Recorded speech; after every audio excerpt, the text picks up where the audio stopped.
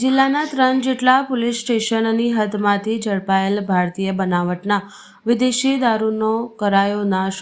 Police મહાનિરીક્ષક Vadodara વિભાગ તેમજ police અધિક્ષક વડોદરા ગ્રામ્યના માર્ગદર્શન સૂચના હેઠળ ડભોઈ તાલુકાના ચંદવાડા નજીક મુદ્દામાલનો કરાયો નાશ.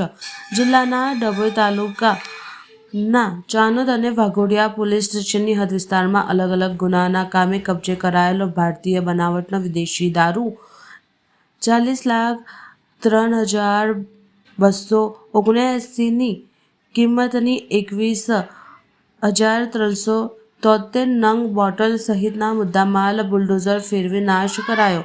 નામદાર કોર્ટ પાસેથી જરૂરી મંજૂરી મળતા લાખો રૂપિયાના ભારતીય બનાવટના વિદેશી દારૂનો સંપૂર્ણ નાશ કરાયો.